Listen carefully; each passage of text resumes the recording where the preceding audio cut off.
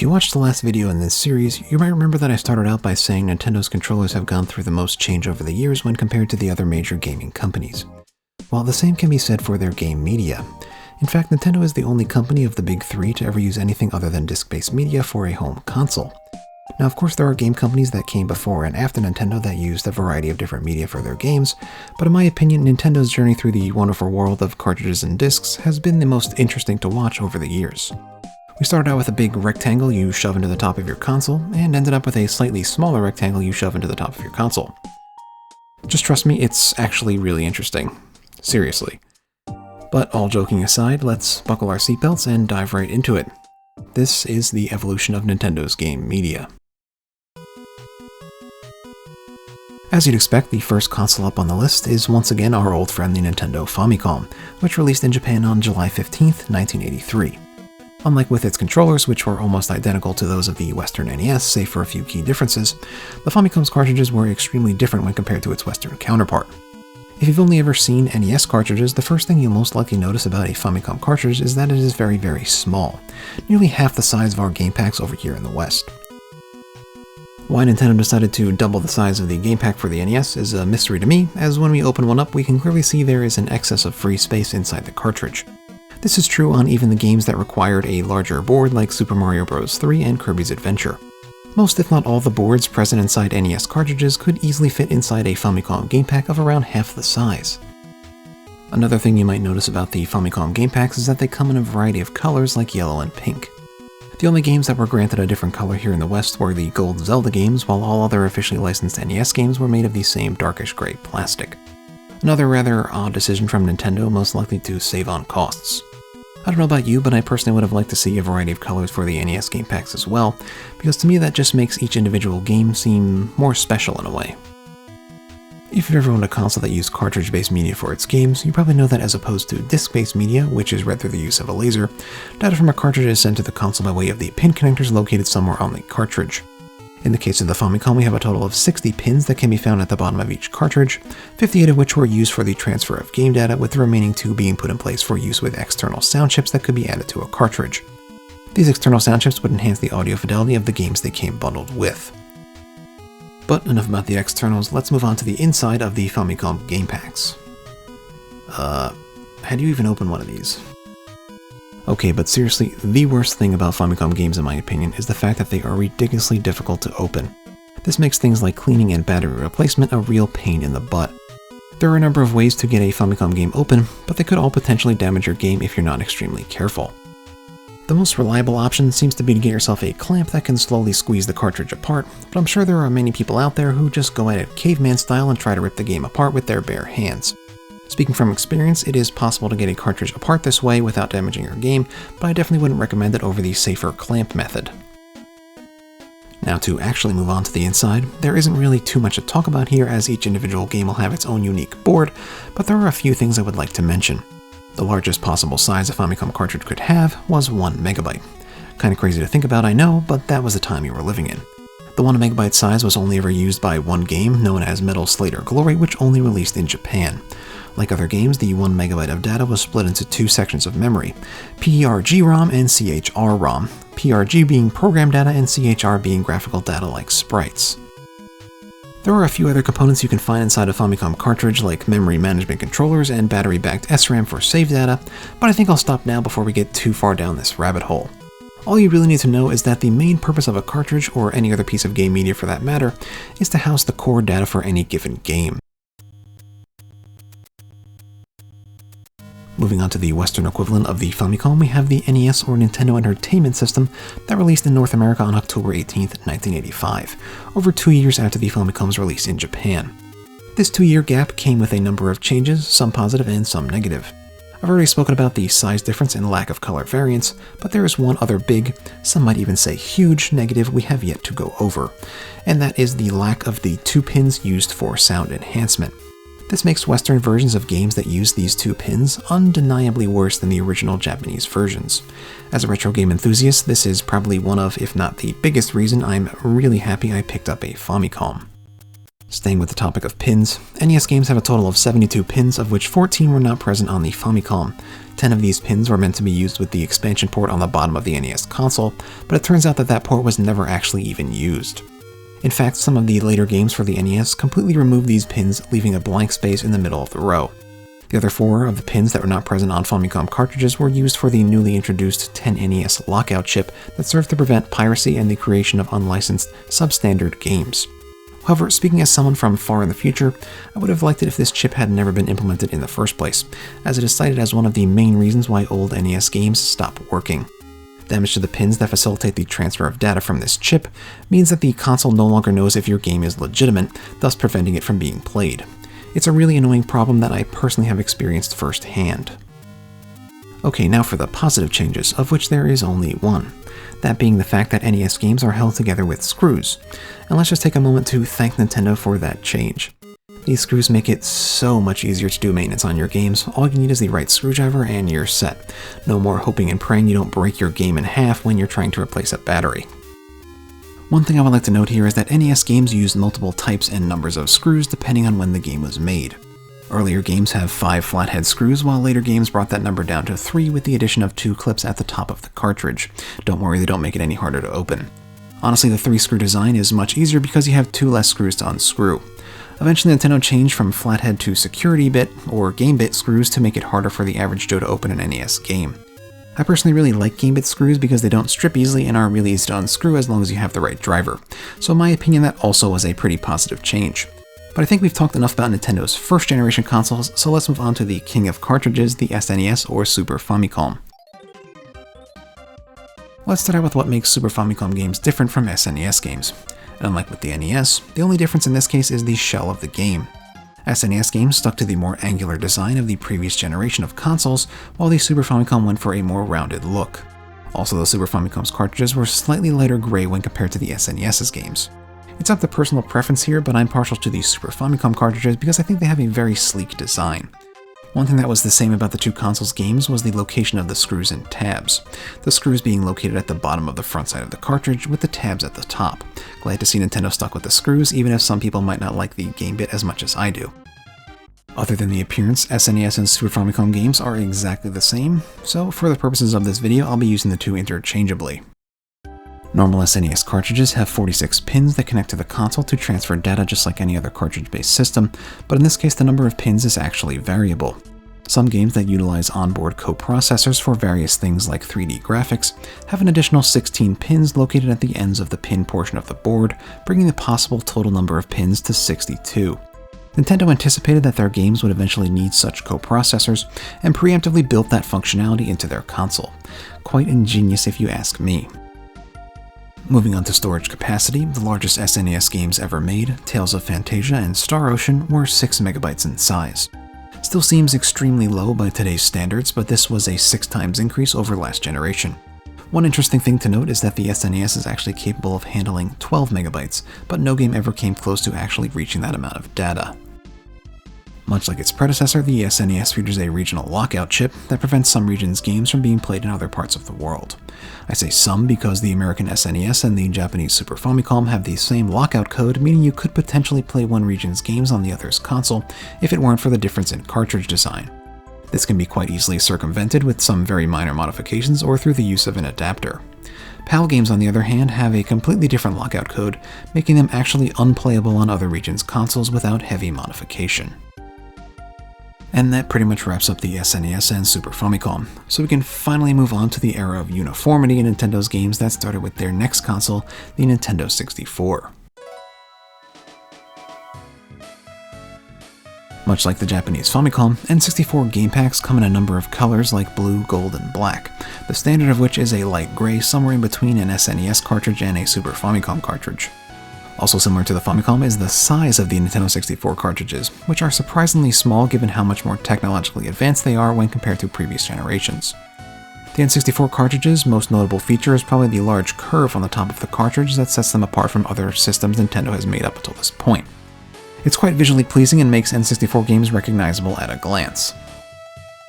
Regional lockout is done in almost an identical way to the SNES, but in a slightly more elegant fashion. N64 cartridges from different regions look identical at first glance, but upon further inspection you'll notice that the shape of the indents on the backside of the cartridges are slightly different. North American games have indents that extend to the edge of the cartridge, while Japanese cartridges have square indents that are slightly more centralized. PAL games have the same tabs as Japanese games, but once again have a different region code than North America and Japan, so their games cannot be played on NTSC consoles without modifications. If you're wondering why PAL had such strict region locks, it was most likely due to the fact that the PAL standard for frame rate was slightly slower than NTSC at 50 Hz, NTSC being 60 Hz of course. This meant that there would be a whole host of problems with running a PAL game on an NTSC console, like potential speedup and letterboxing. Best to keep PAL games on their own consoles. Moving on to the internals, the maximum capacity of a Nintendo 64 cartridge was, true to its name, 64 MB. And this time around there was no problem reaching that threshold. Many game companies wishing for more space than Nintendo was actually able to feasibly provide. Of course, there were many games that use much less than 64 MB, but the 64 MB cap is definitely a big negative in my opinion, as Nintendo's rival companies that use CDs for their games had more than 10 times the space. N64 cartridges also have a standard of 50 pins across all games, which is the lowest maximum amount of pins we've seen yet. This helped reduce the overall size of the cartridge quite a bit. As much as I love the Super Famicom, I think the N64 takes the crown when it comes to cartridge design. The smaller size is quite nice when it comes to storage and display, the varied colors keep things interesting, and the similarity across regions makes things easy to understand. Just a really great cartridge that I'm sure many people have a great deal of love for. I'm not sure the same can be said for the next medium on this list though, the Nintendo GameCube Game Disc. Be honest, how many of you actually knew the GameCube's games were officially known as game discs? I know I didn't before I started research for this video. And that's probably because no one really has all that much affection for disc-based media. I mean, you can't really get emotionally attached to a thin circular piece of plastic as much as you can with a thick rectangular piece of plastic. At least that's how it is for me. I don't know how to explain it very well, but I just don't feel the same sense of affection I feel when looking at a cartridge when I look at a disc. I understand why Nintendo left the game pack behind, but I'll never be able to fully approve of their decision. But getting back on track, let's talk game disc. One thing you'll immediately notice about the game disc is that it is much smaller than your typical CD or DVD. Nintendo had Panasonic develop these small proprietary discs specifically for the GameCube to slow down pirates and avoid paying licensing fees to the DVD forum. The smaller size of the game disc meant it had much less storage space when compared to other larger discs. Typical DVDs at the time had around 4.7 GB of space, while the GameCube's game discs had only 1.46 GB. Quite a big difference, but that's the price you pay for anti-piracy. Now that's not to say that 1.46 GB isn't a lot of space. In fact, far from it. 1.46 GB is nearly 23 times more space than the maximum capacity of an N64 cartridge, the biggest jump in size we've seen thus far. I know I said I didn't feel any real attachment to the game disc, but the increase in size was definitely necessary to hold the generally larger games developers are making at the time of the GameCube's release. It just wouldn't have been cost-effective to continue with cartridges. We probably would have had to pay over $100 or maybe even $200 for a single game to allow Nintendo to recoup the cost of making such large capacity cartridges. This doesn't mean I agree with Nintendo, I just understand why they did what they did. As far as disc art goes, GameCube games were generally pretty simplistic in their design, and they had to be because of the disc's small size. While there are exceptions, typical GameCube disc art only uses a few colors, which is not in and of itself a bad thing, but compared to labels on cartridges, definitely leaves a lot to be desired in my opinion. I know Nintendo was trying to keep costs down, and I do think that the GameCube games have a charm all their own, but I think a simple sticker would have gone a long way. Now, as I'm sure everyone watching this is aware, discs don't have pins or circuit boards. They instead are etched with tiny pits that can be read through the use of a laser that then allows the system to interpret the data on the disc and act accordingly. The lack of a circuit board and therefore a battery-based SRAM also makes saving games to a disc impossible. This meant that Nintendo had to implement external memory cards to allow games to save on the GameCube. This can be considered a good thing or a bad thing depending on who you're talking to. I know battery replacement can be a little annoying, but personally I prefer cartridge saves because you don't have all your saves in one place. If something were to happen to your memory card, all your saves are gone, but with cartridges you can only lose one at a time. Another thing that the fixed nature of the game disc caused was the need for a second disc if games went over the 1.46 cap. Unlike modular game packs that can add and subtract memory as needed, discs of the same type always have the same amount of space, so quite a few games ended up spread across two discs. Not the end of the world by any means, but just another minor inconvenience of discs. But despite all the problems I pointed out, the financial benefit was too great for Nintendo to give up on discs just yet, so we saw their return on Nintendo's next console, the Nintendo Wii. As I stated in the previous video in this series, the Wii was the console where Nintendo gave up on trying to overcome their competitors when it came to physical hardware, instead looking to innovate elsewhere. However, the Wii is also the console where Nintendo fell in line with the trend of using standard-sized discs for games. Honestly, the small size of the GameCube game discs made no sense, as a full-size proprietary disc would have accomplished the same task, while offering much more storage space.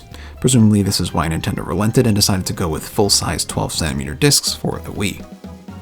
These discs were known as Wii optical discs, and much like a standard double-layer DVD, they could hold up to a maximum of 8.54 GB, nearly 6 times that of the GameCube game disc. And thanks to the massive increase in size, no game was ever willing or able to reach that cap. The closest to my knowledge being the Metroid Prime Trilogy, which came in at 7.45 GB. Honestly, this just goes to further reinforce the fact that, on a hardware level, Nintendo was way behind the competition. Just for a point of reference, Metal Gear Solid 4 was 26.63 GB on the PS3, and that released a full year earlier than the Metroid Prime Trilogy. Obviously, I'm not one to judge a game solely on graphical fidelity, but that comparison just goes to reinforce where Nintendo's priorities were at the time. The disc art this time around is much more elaborate, but still tends to stick to 1 or 2 colors. I'm sure there are a lot of people out there who really like the Wii and GameCube disc art, but I personally prefer more vibrant and varied colors. Fortunately, Nintendo's next console had me covered. I'm speaking, of course, about the Nintendo Wii U. The Wii U's discs were known, similar to the Wii, as Wii U optical discs. Like the other 2 discs I just mentioned, they were developed jointly with Panasonic as proprietary discs for the Wii U. This time around, the discs were made very close in design to that of the Blu-ray, but without stepping on any toes. The defining features of the Wii U optical disc, in my opinion, are the rounded edges not found on your typical DVD, and the sticker used for more elaborate and vibrant disc art. The Wii U discs really had some great disc art, and it's a shame we didn't get to see more of it in my opinion. As you might know, the Blu-ray disc's claim to fame was its large capacity, and we see that reflected in the Wii U optical disc, the maximum size of the disc being a whopping 25 GB. Well, it was at least pretty whopping for a Nintendo disc. I've done a lot of digging around on the web, but to absolutely no one's surprise, I can't really seem to find too much info on the Wii U games. Specifically, their sizes. The largest I could find was NBA 2K13, which came in at 20 GB. If that really is the biggest game on the system, that's kind of a shame, and just goes to show how little support the Wii U got. A problem the final console on the list, the Nintendo Switch, doesn't have. Finally, we're back at the good old cartridge. The Switch is the first Nintendo home console to use this format since the Nintendo 64, which released over 20 years prior to the Switch. It was a long time coming, and personally I couldn't be happier. Well, they are a little small, but I guess you wouldn't want to walk around with a bunch of N64 cartridges everywhere you go. The Switch game card is the smallest game medium Nintendo has ever released, while at the same time having the most storage capacity. It just goes to show how far technology has come. We're at a point where cartridges, even ones as small as the Switch game card, can hold their own both financially and technologically against discs. It's a great time to be alive. But enough fanboying, let's get into the nitty-gritty of the Switch game card. First and foremost, the capacity. It was announced that Nintendo has plans for a 64GB game card, but as far as I'm aware, that hasn't actually been released yet, making the maximum capacity of a Switch game card currently 32GB. If and when the 64GB version does release, I'll be curious to see if any game actually reaches that number. The art on Switch games can be very nice at times, but the size of the cartridge makes this almost irrelevant, many developers opting only for a simple logo on the game card. It's honestly a pretty big shame, but with a portable console, you couldn't really ask for much more. Next up, everyone's favorite, the internals. First things first, let's talk about how you actually open one of these things up. The best way seems to be to pry it open with a flathead screwdriver or something of similar design. Now, I don't actually recommend you do this because in doing so you will destroy your game. Switch games aren't held together with screws or clips, it's just glue. They are, for all intents and purposes, perfectly sealed up. Theoretically, if you could get the game apart cleanly enough, you could maybe hot glue it back together, but as to if it would actually work, that's anyone's guess. I didn't want to destroy one of my games, so I didn't actually open one up to get a good look inside, but I can tell you it's pretty boring in there. Based on what I've seen online, there seems to be just a singular chip and nothing else. If you're interested in seeing that chip for yourself, SpawnWave has an excellent teardown video up on his channel that I'll link in the description. As for how the game card actually interfaces with the console, it is in true cartridge fashion through the use of pins on the backside of the card. To my untrained eye, there seem to be a total of 16 pins separated out into 5 groups, 4 groups of 3 and 1 group of 4. If this pin layout and number are variable, I'm not so sure, but that's just what I've observed from looking over my Switch game collection. And last but not least, as we all know, the most important part of any game is its taste, so let's see how the Switch holds up. Thanks so much for watching all the way to the end of the video, it really means a lot to me. If you enjoyed what you saw here today, consider giving the video a like, it's always greatly appreciated and helps me out a ton. And if you want to see more content like this in the future, consider subscribing as well. Thanks again for watching everybody, and I'll see you in the next one. Ack out. Ugh, that's disgusting. Even the game disc tastes better than that.